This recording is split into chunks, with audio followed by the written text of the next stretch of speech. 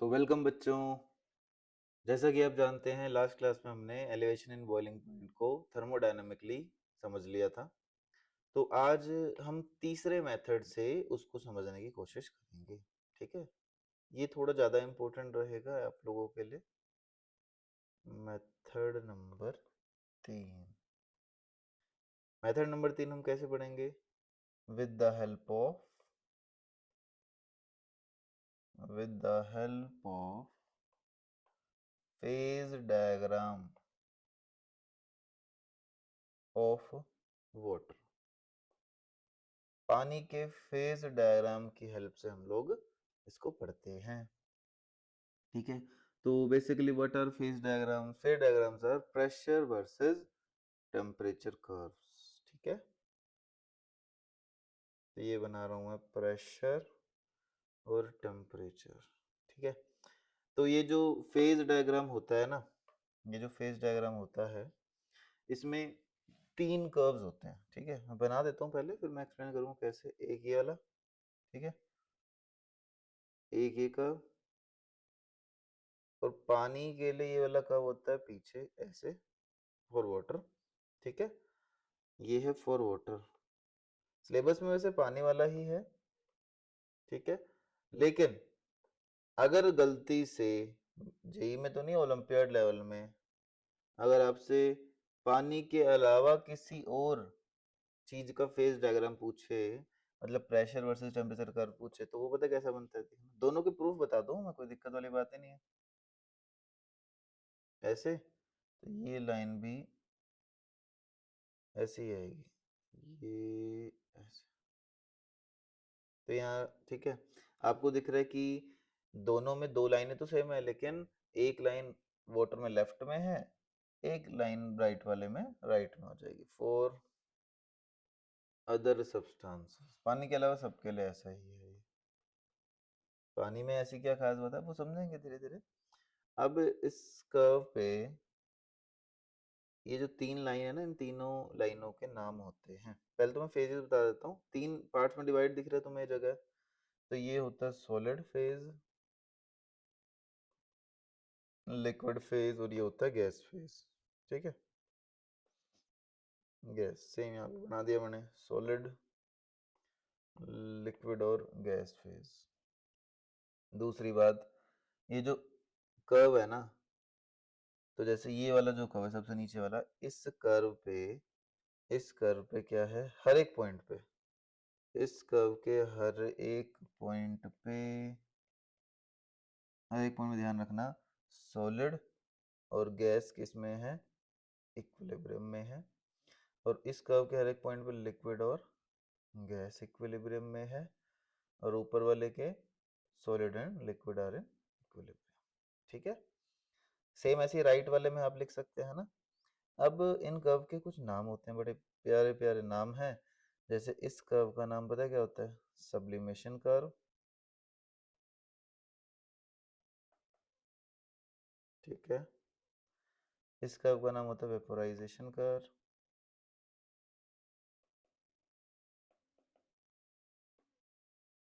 और इस कर्व का नाम होता है फ्यूजन कर्व या melting curve.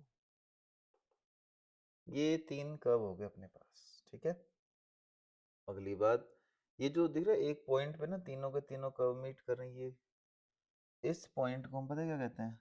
Triple point. Triple point of पानी। अब पहली बात तो ये है कि जो पानी है ना उसका ट्रिपल पॉइंट होता क्या है। पहले तो ट्रिपल पॉइंट मतलब कि वो टेम्परेचर जिस पर किसी भी सब्सटेंस की तीनों फेज एग्जिस्ट करती हैं। आ रही है बात समझ में?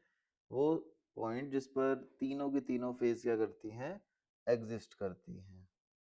ठीक है, तो मैं यहाँ पे अगर इसकी वैल्यू लिखूं, याद हो जाए ठीक है, अदरवाइज यू कैन स्किप। तो यहाँ पे इसके कॉरेस्पॉन्डिंग प्रेशर भी तो होगा।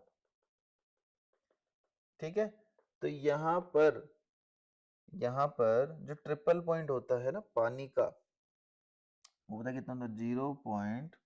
0.0075 degree. So this is the exact value. और कितने प्रेशर पे और इसके कोरस्पॉन्डिंग जो प्रेशर होता है वो होता है 0.0060373 atm। ठीक है, तो ये मैंने कुछ आपको बेसिक आइडिया दे दिया कि फेज डायग्राम जो है पानी का कैसा होता है। राइट साइड जो है फेज डायग्राम ऑफ कोई भी सब्सटेंस हो, ठीक है, वो राइट साइड ऐसा बनेगा। ये ऐसा बन क्यों रहा है? किसी में स्लोप पॉजिटिव है, तुम्हें दिख रहा है ना, सॉलिड गैस वाला ऊपर की तरफ जा रहा है पॉजिटिव स्लोप, लिक्विड गैस वाला भी ऊपर की तरफ जा रहा है positive slope, but solid liquid वाला को पीछे मतलब नेगेटिव स्लोप के साथ क्यों बैठा हुआ है? कारण है इसका, अभी समझ लेते हैं। ठीक है, तो मैं समझाता हूँ पहले सॉलिड लिक्विड वाला कर्व है। ठीक है, तो सबसे पहले हम बढ़ते हैं यहाँ पे, 3 पार्टीशन कर लेता हूँ, एक साथ निपटा देंगे, है ना। सॉलिड लिक्विड वाला कर्व ऐसा क्यों है, लिक्विड गैस वाला ऐसा क्यों है, और सॉलिड गैस वाला ऐसा क्यों है ना। अब इसमें इसका नेगेटिव स्लोप है, राइट वाले में पॉजिटिव स्लोप है, सॉलिड गैस में फिर से पॉजिटिव स्लोप है। ऐसा है क्यों, ये तो समझें, फटाफट समझ देंगे। देखो, अगर कोई सिस्टम इक्विलिब्रियम में है, इक्विलिब्रियम में है ना, तो delta G for the system will be zero. Thermodynamics कहता है Gibbs free energy change zero है। तो डेल्टा जी को मैं क्या लिख सकता हूँ, मैं ऐसे लिख सकता हूँ डेल्टा जी ऑफ सिस्टम बराबर गिव फाइन प्रोडक्ट की माइनस रिएक्टेंट की, है ना। तो वैसे लिख दिया मैंने। नेक्स्ट स्टेप में डेल्टा जी क्योंकि जीरो है तो जी एल बराबर जी एस। समझते जाना, आपको आ जाएगा समझ में। ठीक है, फॉर अ स्मॉल चेंज।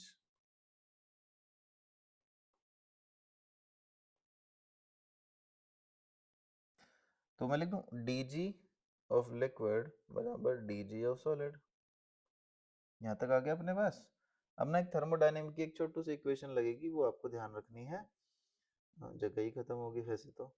ठीक है, इक्वेशन में लिख देता हूँ। इक्वेशन जो अप्लाई होगी तीनों में लगानी है कि डी जी बराबर V D P minus S D T. This is the equation from thermodynamics. ठीक है, तो जब मैं यहाँ थर्मोडायनेमिक्स पढ़ाऊंगा तो मैं इस इक्वेशन को वहाँ पढ़ाऊंगा और इसका प्रूव कराऊंगा। ऐसी डी जी बराबर V D P minus S D T आया कहाँ से, सब पढ़ाऊंगा। ठीक है, तो अब मैं ना इस इक्वेशन की हेल्प से ऊपर पुट करता हूँ, चीजें देखना। तो volume of liquid into D P minus entropy of liquid into D T. ये लेफ्ट साइड लिख दी मैंने, राइट साइड क्या लिख दी, राइट साइड आ जाएगा volume of solid D P minus S of solid D T. तो अगर मैं इसको थोड़ा रीअरेंज करूँ ना, ठीक है, तो ऐसे ये ना थोड़ा सा मुझे राइट साइड जाना पड़ेगा। ऊपर तो छोटे छोटे फटाफट हो जाएंगे। तो यहाँ पर अब बताओ क्या हो जाएगा। तो मैं थोड़ा सा अगर सिंप्लीफाई आप कहोगे तो कर देते हैं, चलो। V L D P, D P वाले को लेफ्ट साइड रख दिया मैंने सब, है ना, बराबर S L D T minus S S D T, simple. तो यहाँ से डी पी कॉमन आ गया, उधर से डी टी कॉमन करके नीचे ले आया मैं, है ना। यहाँ पे लिख दिया मैंने S L minus S S upon V L minus V S. अब बताओ, सॉलिड और लिक्विड में से पानी के केस में, ठीक है, पानी के केस में किसका वॉल्यूम ज्यादा होगा? सोचो सोचो, क्योंकि सर वॉल्यूम तो लिक्विड का जनरली ज्यादा होता है ना। बट आपको एक बात पता होनी चाहिए कि डेंसिटी की अगर मैं बात करूँ ना, मेरे पास सेम 12 ग्राम पानी है, 12 ग्राम क्या है, आइस है। तो डेंसिटी किसकी ज्यादा होती है बताओ? पानी की, तभी तो आइस फ्लोट करती है ना। तो पानी की डेंसिटी अगर ज्यादा है तो ये बताओ वॉल्यूम किसका ज्यादा होगा? वॉल्यूम, देखो ऐसे ऐसे कर सकते हैं ना, सिंपल सा है। डेंसिटी बराबर वेट बाय वॉल्यूम। तो मेरे पास आइस और अगर पानी है लिक्विड, तो वेट तो दोनों का सेम मान लिया, 12-12 ग्राम ले लेता हूँ।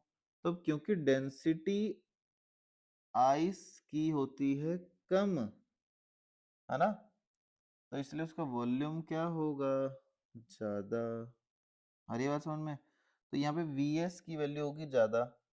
ठीक है, तो नीचे वाली टर्म क्या हो जाएगी, बताओ, दिस नीचे वाली टर्म विल बी नेगेटिव।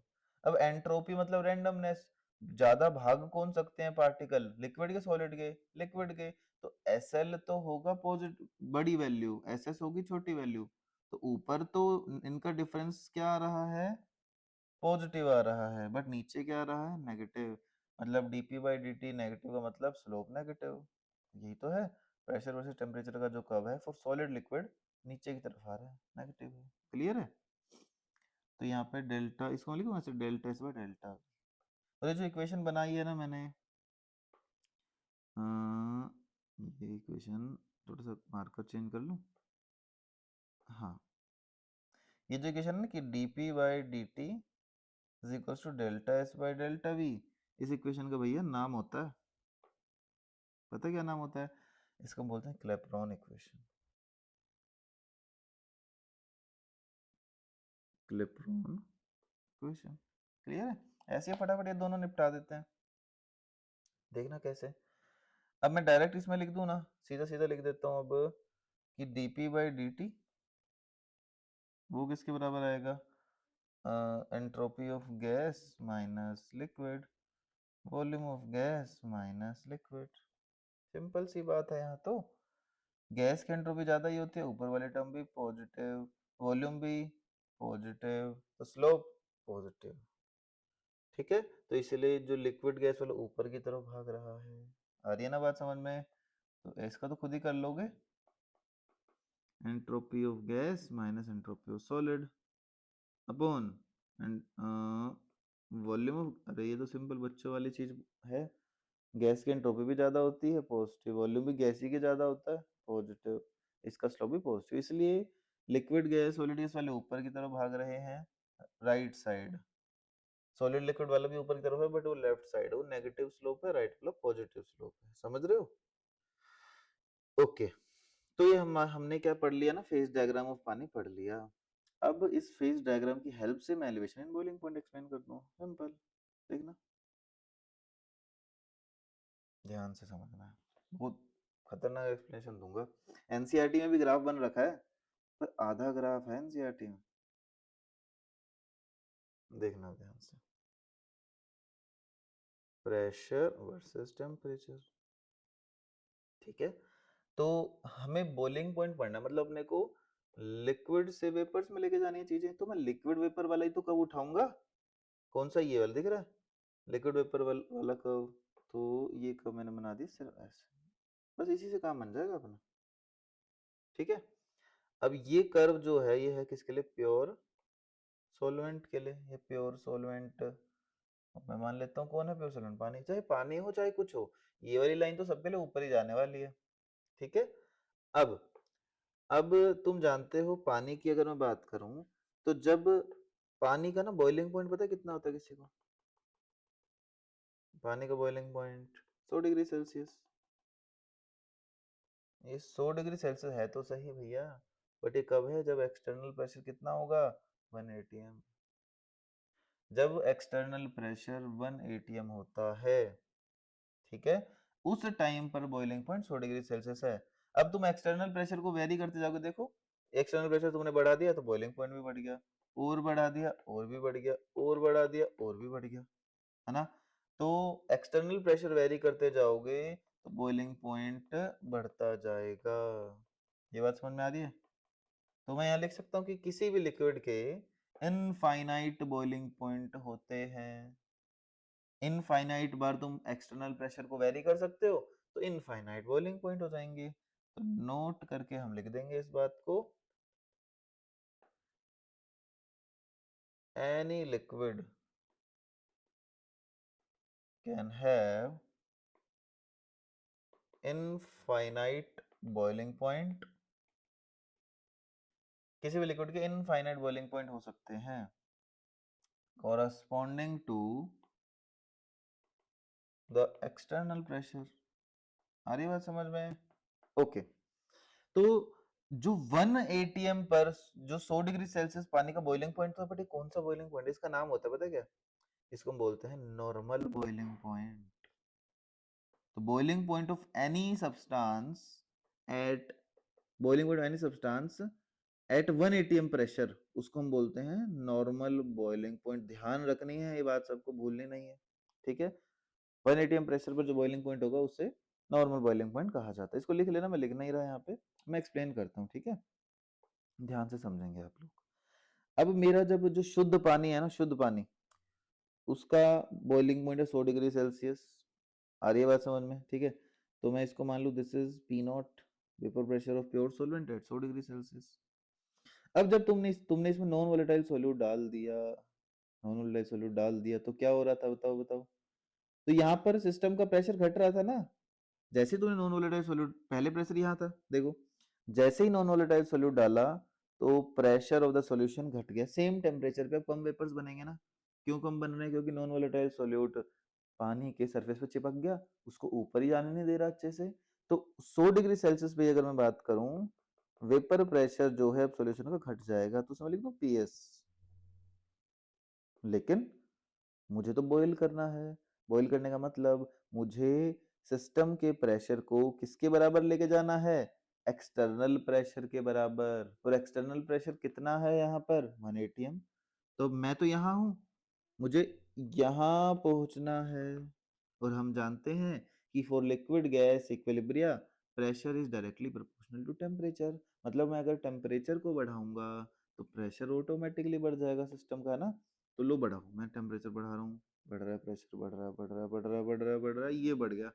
अब देखो ये जो पॉइंट है ना, ये वो पॉइंट है जहां पर हमारा प्रेशर 1 एटीएम हो गया। तो इसका मतलब सिस्टम बॉयल हो गया।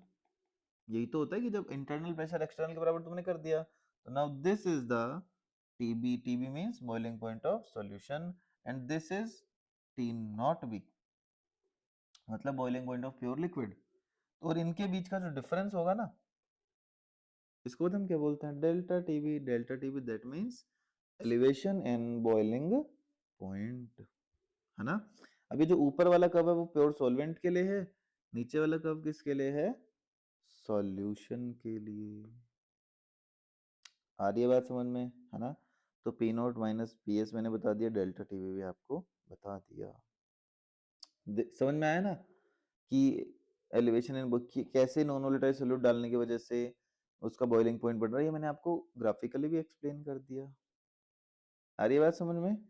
फिर ऐसा बोलते हैं, क्या बोलते हैं कि जो डेल्टा टीबी होता है ना, एलिवेशन एंड बॉइलिंग पॉइंट, वो डायरेक्टली प्रोपोर्शनल होता है किसके? मोलैलिटी के। आपने पढ़ा होगा रिलेशन, मैं इसका प्रूफ भी कराऊंगा, टेंशन नहीं लेनी। कि डेल्टा टीबी कैसे प्रोपोर्शनल आ गया मोलैलिटी के, अभी समझाऊंगा मैं, ठीक है। तो प्रोपोर्शनलिटी का साइन हटता है, एक कांस्टेंट आ जाते हैं जिसको हम क्या बोलते हैं? के बी। इनटू में क्या आ जाएगा? मोलैलिटी। क्लियर है? ओके।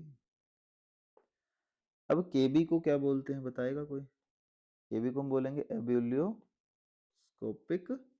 कांस्टेंट।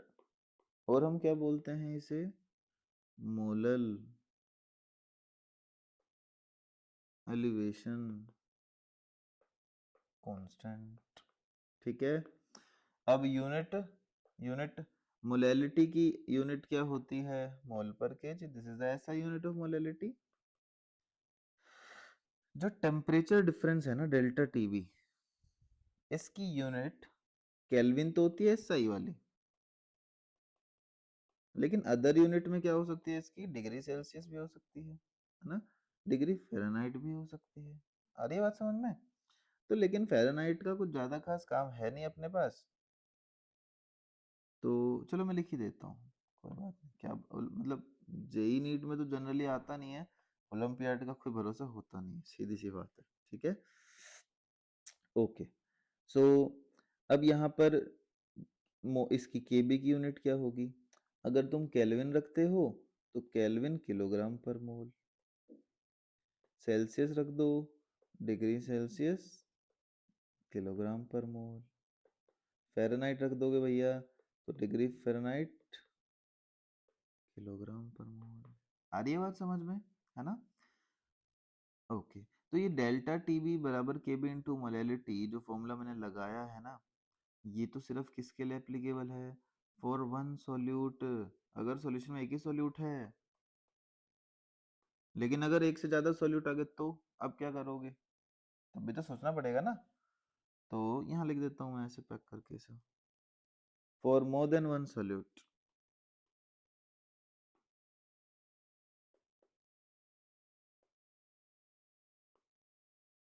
एक से ज्यादा सोल्यूट अगर हो तो, देखो मैंने अभी वन टू फैक्टर पढ़ाया नहीं है, आगे आएगा। ठीक है, तो अभी विदाउट उसके मैं फॉर्मूले लिख रहा हूँ, वो एडिट कर दूंगा मैं बाद में, है ना। यहाँ जाएगा के बी इंटू 1000 अपॉन में weight of solvent in gram. अंदर क्या आएगा, N1 plus N2 plus N3 up to so on. ठीक है, ये कब लगाना है, जब एक से ज्यादा सोल्यूट हो। और यहाँ पे वेट ऑफ सॉल्वेंट W पता है, W वेट ऑफ सॉल्वेंट है, N1 N2 N3 are the number of moles of different different solutes present in the solution. आई बात समझ में, ये बिल्कुल सिंपल सी चीजें हैं। ठीक है, अब मैं आपको ये बताऊंगा प्रूव करके कि भाई डेल्टा टी बी मोलैलिटी के प्रोपोर्शनल कैसे आ गया।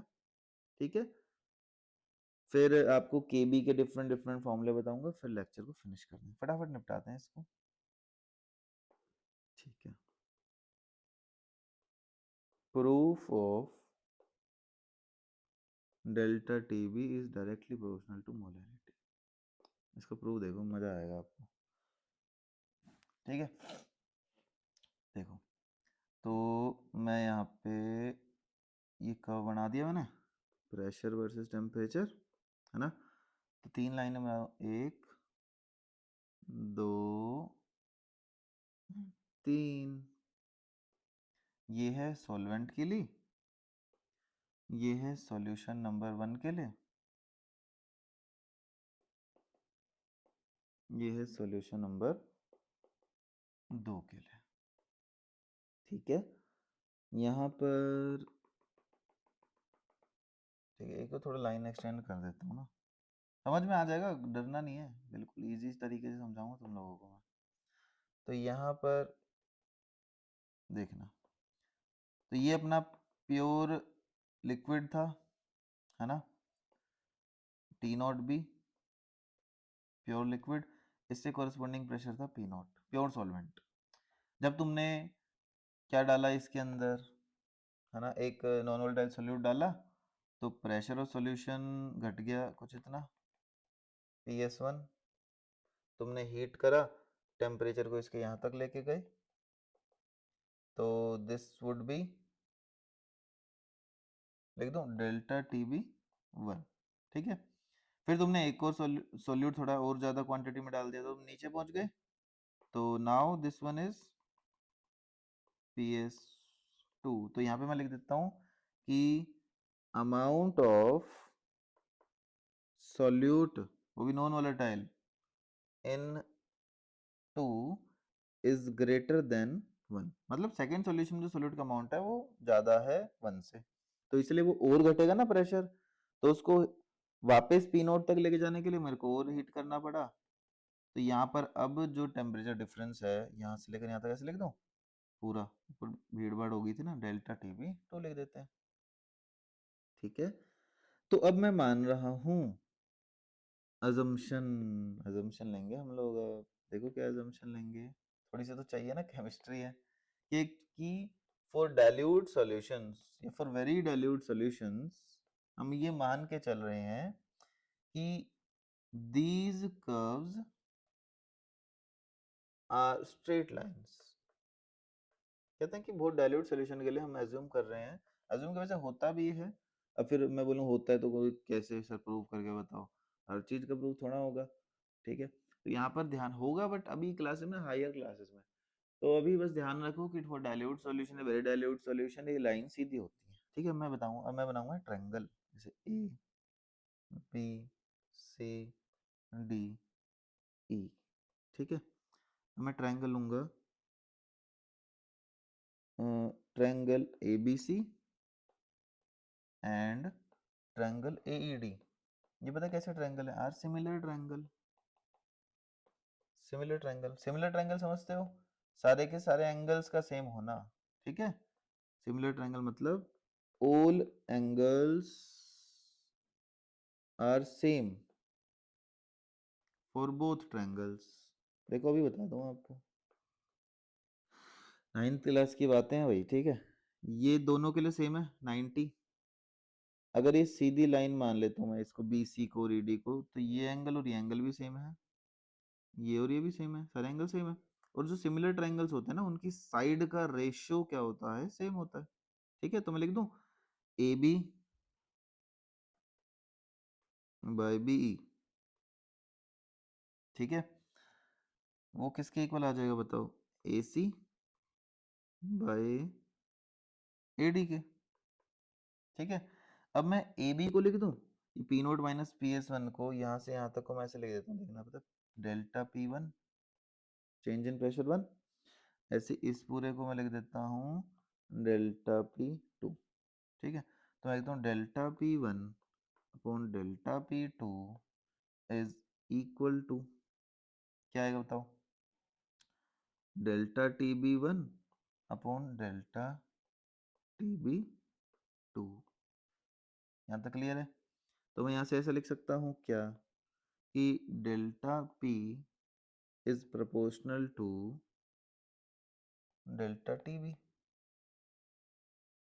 लिख सकते हैं ना। तो एक काम करते हैं, उल्टा लिखता हूँ मैं, बात सेम ही है, वो मैं क्यों लिख रहा हूँ आपको समझ में आएगा धीरे धीरे।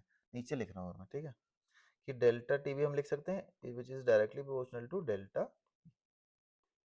वेयर डेल्टा बी क्या होगा बता, delta what is delta B here, delta B is lowering in vapour pressure, decrease in pressure, मतलब P not minus P S,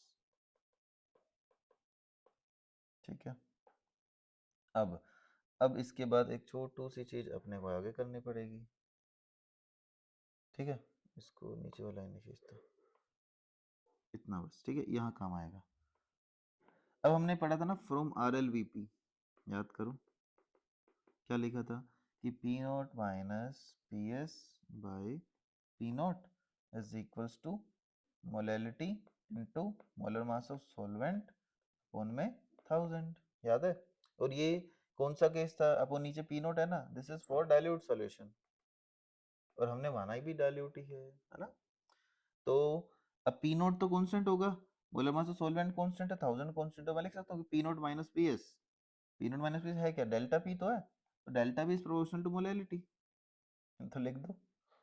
अब यूज कर लो इसको यहाँ पर, डेल्टा टी भी डायरेक्टली प्रोपोर्शनल डेल्टा पी के, डेल्टा पी मोलैलिटी के, तो मैं लिख सकता हूँ delta T B is directly proportional to molality, हो गया प्रूव, सिंपल। पे गायब हो गया, अरे हाँ प्रूव हो गया, ठीक है। चलो आगे चलते हैं। अब मुझे आपको क्या बताना था, जो केबी के फॉर्मूले पढ़े होंगे ना आपने दो, are T not B square वाले, डिफरेंट डिफरेंट फॉर्मूलेज आप लोगों ने पढ़े होंगे, तो उनकी जो डेरिवेशंस है ना, वो तो नहीं पढ़नी भाई, अपने ध्यान रखना, उनकी डेरिवेशंस अपने को नहीं पढ़नी। तो मैं डायरेक्ट फॉर्मूले लिख देता हूँ, वो इंपॉर्टेंट है ये भी, ठीक है। के बी बराबर R T not B square upon 1000 into latent heat of vaporisation.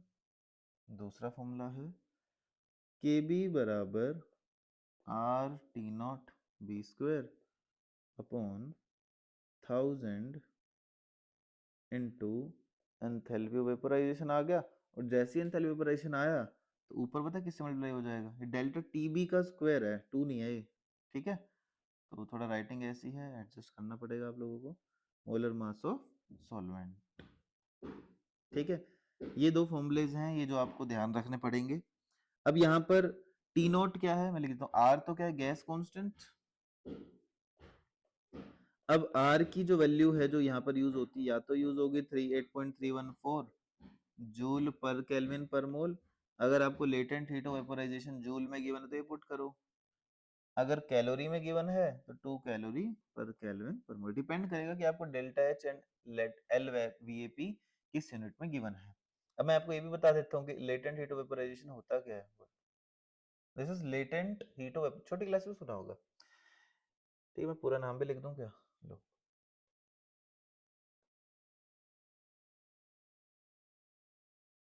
देखो लेटेंट हीट ऑफ वेपोराइजेशन होता क्या है, और इसको हम क्या बोलते हैं, delta H vaporisation, molar enthalpy of vaporisation. ठीक है, लेटेंट हीट ऑफ वेपोराइजेशन क्या होता है कि 1 ग्राम लिक्विड को तुम्हें किस में भेजना है, किस में भेजना है, 1 ग्राम वेपर में भेजना है। तो यहाँ पर जो एनर्जी रिक्वायर्ड होगी ना, कुछ तो एनर्जी लगेगी ना लिक्विड को वेपर में भेजना है, उसी एनर्जी को हम क्या बोलते हैं, लेटेंट हीट ऑफ वेपोराइजेशन। और मोलर एंथैल्पी ऑफ वेपोराइजेशन कि मेरे पास 1 मोल लिक्विड है, उसको भेजना है 1 मोल वेपर में, तो यहाँ पर भी तो हीट रिक्वायर्ड होगी, एनर्जी रिक्वायर्ड होगी, और उस रिक्वायर्ड एनर्जी को ही हम लोग क्या बोलते हैं, मोलर एंथैल्पी ऑफ वेपोराइजेशन। अब ये लेटेंट हीट ऑफ वेपोराइजेशन की यूनिट क्या होती है, ठीक है, इसकी यूनिट लिख देते हैं, फिर खत्म करते हैं लेक्चर को। लेटेंट हीट वेपोराइजेशन की यूनिट आ जाएगी अपनी कैलोरी पर ग्राम या फिर जूल पर ग्राम। और राइट साइड पे आ जाते हैं, जूल पर मोल या फिर कैलोरी पर मोल। समझ में आ गया। तो अब एक आखिरी बात बस इसमें कि रिलेशन क्या होता है, relation between enthalpy of vaporisation and latent heat of vaporisation, इन दोनों के बीच में क्या रिलेशन होता है वो भी देख लेते हैं। ठीक है, तो लेटेंट हीट ऑफ वेपोराइजेशन पता है किसके बराबर होता है, एंथैल्पी ऑफ वेपोराइजेशन अपॉन में मोलर मास ऑफ जो भी लिक्विड की बात हो रही है, सॉल्वेंट लिख दूं ए, बस खत्म। ठीक है बच्चों, तो एलिवेशन एंड बॉइलिंग पॉइंट में मैंने सारी की सारी बातें क्या कर ली हैं, कवर कर ली हैं, प्रूफ्स वगैरह भी आप लोगों को करवा दिए हैं। नेक्स्ट क्लास में इसके 1-2 क्वेश्चंस करेंगे, फिर उसके बाद डिप्रेशन एंड फ्रीजिंग पॉइंट को समाप्त कर देंगे। ठीक है, थैंक यू बच्चों, और आप ऐसे देखते रहिए लेक्चर्स को, अच्छे से पढ़ाई करते रहिए। ठीक है, तो मिलते हैं नेक्स्ट लेक्चर में।